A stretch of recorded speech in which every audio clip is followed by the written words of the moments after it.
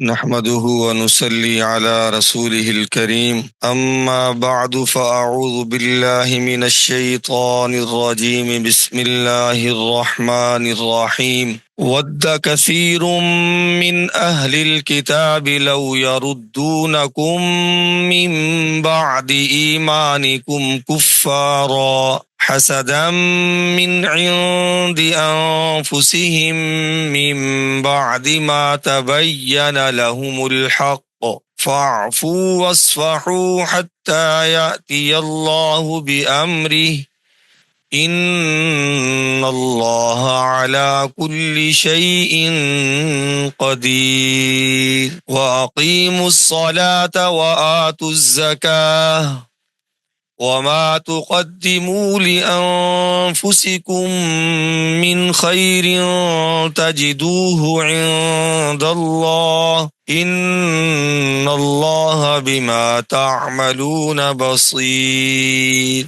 صدق اللہ العظیم۔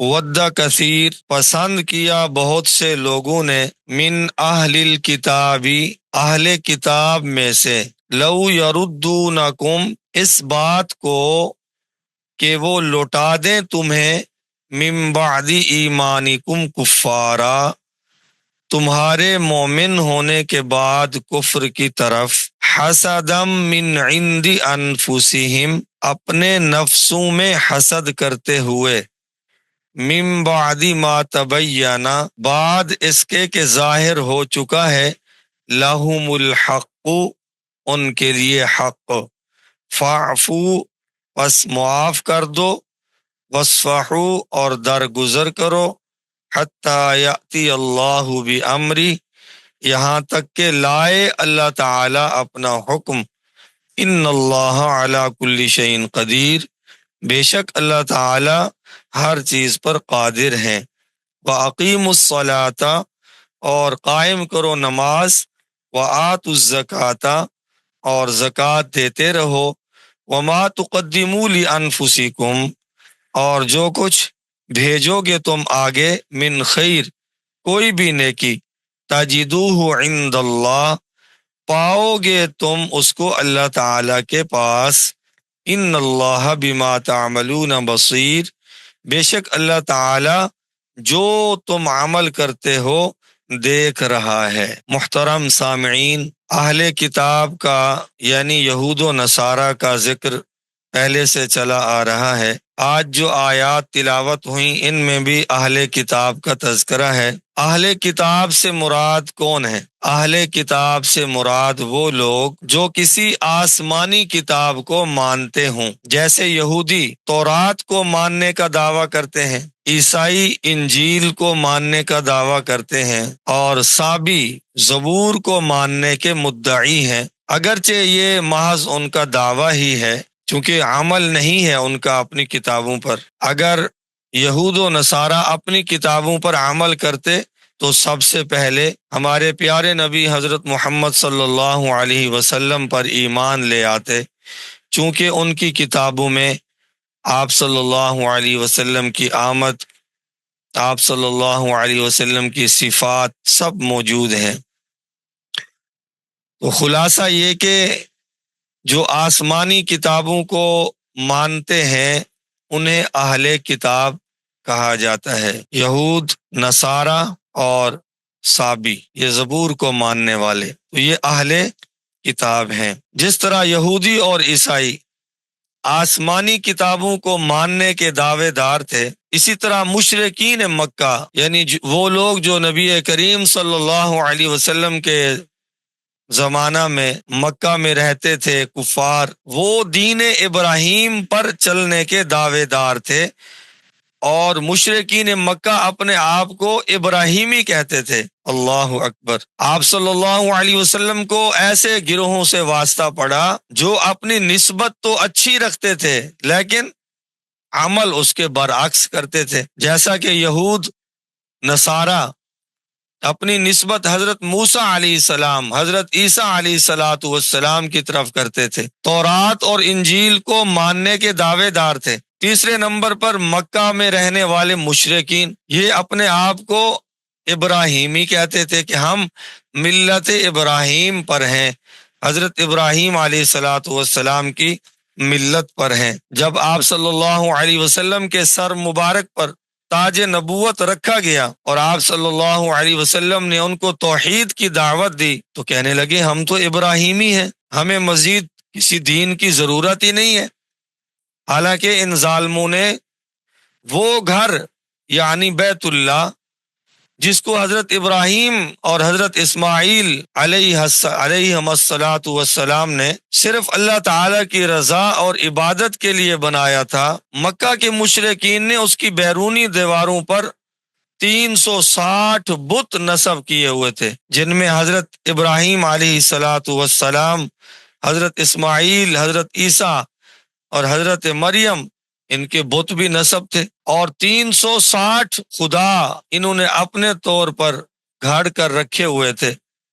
چونکہ سال کے دن 360 ہوتے تو ایسے رمز شناس تھے یہ، ان کو معلوم تھا مکے والوں کو یہاں یہودی بھی ہیں، عیسائی بھی ہیں، دیگر قومیں بھی آباد ہیں، تو انہوں نے ہر قوم کی نسبت سے الگ الگ بت رکھے ہوئے تھے، اور سال کے دن چونکہ 360 ہے اس لیے بتوں کی تعداد بھی دنوں کے برابر تھی، تاکہ کوئی دن چڑھاوے سے خالی نہ ہو اور ہمارا کام چلتا رہے۔ لوگ آتے تھے چڑھاوے کے لیے، اور یہ جو متولی ہوتے تھے ان کو بھی پیسے دیتے تھے۔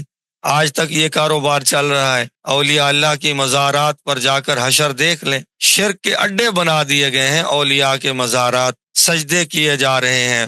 آپ صلی اللہ علیہ وسلم کے دین کی کھلم کھلا مخالفت ہو رہی ہے۔ تو نبی کریم صلی اللہ علیہ وسلم کا ان 3 جماعتوں سے واسطہ پڑا، یہود، نصارہ اور مشرکین مکہ۔ تینوں اپنے آپ کو پاکیزہ کہتے، اللہ کے پیارے کہتے، اور وہ 2 گروہ کتابوں پر یقین رکھتے، اور مشرکین مکہ حضرت ابراہیم علیہ الصلاۃ والسلام کی طرف اپنی نسبت کرتے، حالانکہ تینوں گروہ بالکل الٹ کرتے تھے اپنی کتابوں کے، اور یہ مشرکین مکہ حضرت ابراہیم علیہ الصلاۃ والسلام کے۔ حضرت ابراہیم علیہ الصلاۃ والسلام تو بت شکن تھے، آپ نے بتوں کو توڑا تھا، آپ کی مخالفت ہی اسی وجہ سے ہوئی، آپ کو گھر سے بے گھر اسی وجہ سے ہونا پڑا کہ آپ نے لوگوں کو بتوں کی عبادت سے منع فرمایا۔ اور یہ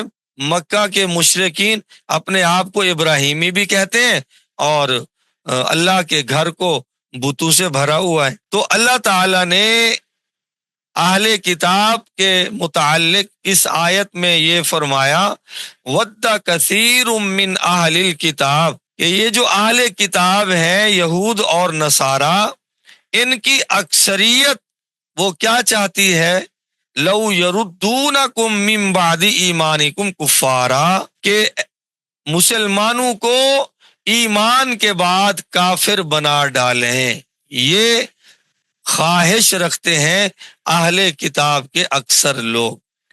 یہاں پر اکثر کیوں فرمایا؟ اکثر اس لیے کہ ان میں بہت سارے لوگ مسلمان بھی ہوئے، جیسے حضرت عبداللہ بن سلام رضی اللہ تعالی عنہ، حضرت ثعلبہ رضی اللہ تعالی عنہ، حضرت تمیم داری اور حاتم تائی مشہور نام ہے، ان کے بیٹے حضرت عدی بن حاتم رضی اللہ عنہ، یہ پہلے عیسائی تھے۔ تو اس لیے اللہ تعالیٰ نے یہ فرمایا کہ اکثریت جو ہے، اکثریت یہودیوں کی اکثریت اور عیسائیوں کی اکثریت، وہ کیا چاہتے ہیں؟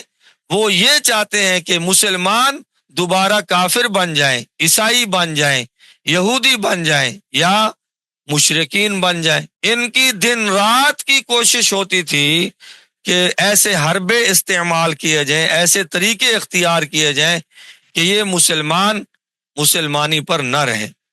تو اس آیت میں اللہ تعالیٰ نے ان کی یہ خباثت بیان فرمائی، وَدَّ كَثِيرٌ مِّنْ أَهْلِ الْكِتَابِ، کہ اہل کتاب کی اکثریت یہ خواہش رکھتی ہے، لَوْ يَرُدُّونَكُمْ، کہ وہ تمہیں لٹا دیں کفر کی طرف ایمان کے بعد۔ کیوں بھائی؟ حسدم من عند انفسہم، اس لیے کہ ان کے دل میں حسد ہے، ان کے دلوں میں کیا ہے بھی؟ حسد ہے۔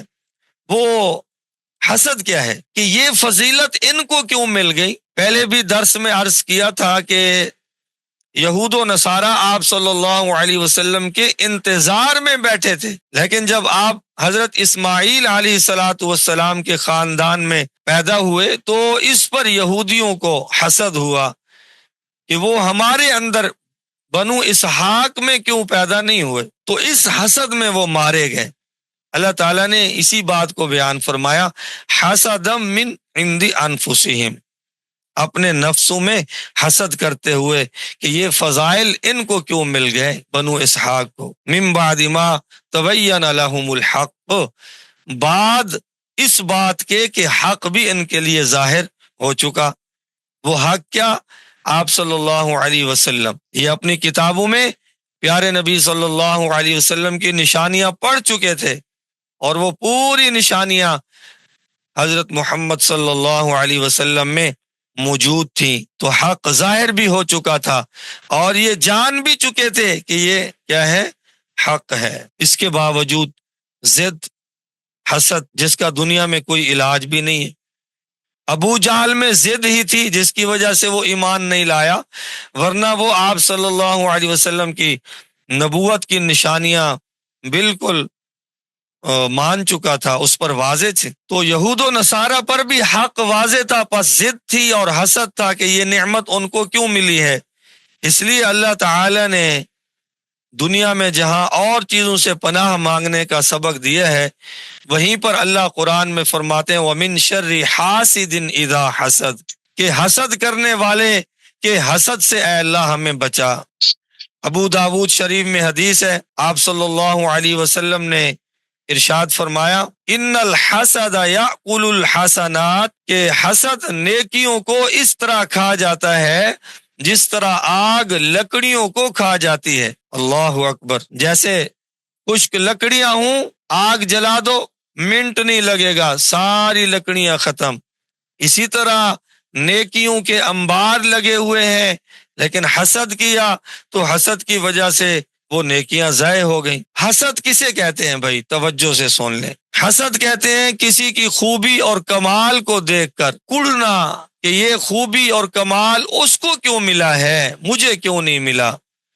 مثلا اللہ تعالی نے کسی کو حسن عطا فرما دیا، علم عطا فرما دیا، ہنر عطا فرما دیا، تو حاسد آدمی دل میں کڑتا ہے، تکلیف محسوس کرتا ہے کہ یہ اس کو کیوں ملا۔ حسد کا تعلق زبان سے نہیں، دل سے ہے، اور یہ بڑا گناہ ہے، اور ایسا گناہ کہ حسد کرنے والے کی نیکیاں اس کو مل جاتی ہیں جس کے ساتھ یہ حسد کر رہا ہے۔ اور حسد کی دوسری شکل یہ ہے کہ دوسرے کی نعمت کے زائل ہونے کی تمنا کرے کہ مجھے نہیں ملی، نہ صحیح اللہ کرے اس کے پاس بھی نہ رہے۔ اللہ اکبر، یہ چیزیں اب ہمارے اندر بھی آ گئی ہیں۔ کسی مسلمان کی خوشحالی کو دیکھ کر خوش نہیں ہوں گے، بلکہ حسد کریں گے اور کوشش کریں گے کہ یہ نعمت اس کے پاس برقرار نہ رہے بلکہ میرے پاس آ جائے۔ تو یہ حسد بڑا گناہ ہے، یہ یہودیوں کی بیماریوں میں سے ایک بیماری ہے اور عیسائیوں کی بیماریوں میں سے ایک بیماری ہے، اور اللہ معاف کرے ہمارے اندر بھی یہ پیدا ہو چکی ہے، حسد کرنا۔ کسی بھی مسلمان کی عزت کو دیکھ کر، کسی بھی مسلمان کے مال کو دیکھ کر حسد نہیں کرنا چاہیے بھائی، بلکہ یوں پڑھنا چاہیے ما شاء اللہ لا قوت الا باللہ، ما شاء اللہ لا قوت الا باللہ۔ کسی کے مکان کو دیکھو تو حسد نہ کرو، اب تمہارے حسد کرنے سے وہ مکان تمہارا تو بن نہیں سکتا، کسی کے حسن کو دیکھنے سے اور تمہارے حسد کر لینے سے وہ حسن تمہیں تو نہیں مل سکتا نا۔ اسی طرح کسی کے کمالات ہیں، حسد نہیں کرنا چاہیے، بلکہ ماشاء اللہ لا قوت الا باللہ پڑھنا چاہیے۔ یہ نظر کا لگ جانا بھی برحق ہے نا۔ آپ صلی اللہ علیہ وسلم نے اس کے متعلق بھی تعلیم ارشاد فرمائی ہے۔ کسی بچے کو دیکھا، کسی گھر کو دیکھا، کسی کی گاڑی کو دیکھا، ماشاء اللہ پڑھ لو، انشاءاللہ وہ نظر بد سے محفوظ رہے گا۔ تو یہودیوں کے متعلق کہا جا رہا ہے کہ انہوں نے حسد کی وجہ سے آپ صلی اللہ علیہ وسلم کی مخالفت کی اور کوشش میں لگے رہتے ہیں کہ کسی طرح مسلمانوں کو دوبارہ سے کافر بنا لیں. فاعفو، تو اللہ تعالیٰ نے فرمایا ان کو معاف کرو، درگزر کرو، سزا نہ دو. اسفہو، ملامت نہ کرو، اس لیے کہ انہوں نے وہی کرنا ہے جو ان کے دل میں ہے. عربی کا ایک مقولہ ہے کہ ہر برتن سے وہی نکلتا ہے جو اس میں ہوتا ہے. پانی ہے تو پانی نکلے گا، دودھ ہے تو دودھ نکلے گا. اسی طرح یہود، نصارہ، مشرکین مکہ، ان کے دل تمہارے بغض سے بھرے ہوئے ہیں. رسول اللہ صلی اللہ علیہ وسلم اور حضرات صحابہ اور مسلمانوں کے بغض سے ان کے سینے بھرے ہوئے ہیں، تو ان کے اندر سے وہی نکلے گا جو ان کے اندر ہے. تو تم وقت اپنا ضائع نہ کرو، تم اپنا کام کیے جاؤ، دعوت و تبلیغ، دین اسلام پر عمل. یہود و نصارہ کے شک و شبہات کی طرف توجہ نہ دو. حتی یاتی اللہ بامری، یہاں تک کہ اللہ تعالی اپنا حکم لائیں. اس سے مراد جہاد ہے بھائی، یعنی ابھی تو ان کو معاف کرتے جاؤ، پھر جب حکم جہاد آ جائے گا تو پھر معاملات اس وقت اور ہوں گے. تو اللہ تعالی نے پھر جہاد کا حکم نازل فرمایا اور یہود و نصارہ کی تمام تر سازشیں دم توڑ گئی. خلاصہ آج کے سبق کا کیا ہوا کہ یہود و نصارہ اور مشرکین مکہ حسد اور بغض میں آ کر آپ صلی اللہ علیہ وسلم کو نہیں مانتے تھے، اسلام کو نہیں مانتے تھے. ہمارے لیے یہ سبق کہ حسد سے بچنا ہے. اور ایک اہم بات یہ بھی کہ یہود اور نصارہ اپنی نسبت کتابوں کی طرف کرتے تھے لیکن عمل نہیں کرتے تھے. اللہ معاف فرمائے، ہمارا حال بھی یہی ہے. ہم بھی اپنی نسبت قرآن کی طرف کرتے ہیں نا، اپنی نسبت احادیث کی طرف کرتے ہیں، اپنی نسبت حضرت محمد صلی اللہ علیہ وسلم کی طرف کرتے ہیں، لیکن کیا ہمارے معاملات قرآن کے مطابق ہیں؟ ہماری تجارت قرآن کے مطابق ہے؟ ہمارے اخلاق قرآن کے مطابق ہیں؟ ہماری چال چلن قرآن اور سنت کے مطابق ہے؟ ہماری شادی، ہماری غمی قرآن اور حدیث کے مطابق ہے یا نہیں ہے؟ یا پھر وہی یہودیوں والی بات ہو گئی کہ بس فخر کر رہے تھے ہم تورات والے، ہم انجیل والے. ہم مسلمان بھی اسی طرح تو نہیں ہو گئے کہ فخر ہو رہا ہے کہ قرآن ہماری کتاب، ہم قرآن والے، ہم نبی کریم صلی اللہ علیہ وسلم والے، لیکن جس طرح عمل ان کا نہیں تھا عمل ہمارا بھی نہیں ہے. تو یہ سوچنے کی بات ہے بھائی، ہمارے تمام معاملات قرآن اور سنت کے موافق ہو جائیں. اللہ تعالی ہم سب کو عمل کی توفیق عطا فرمائے. وآخر دعوانا ان الحمد للہ رب العالمین.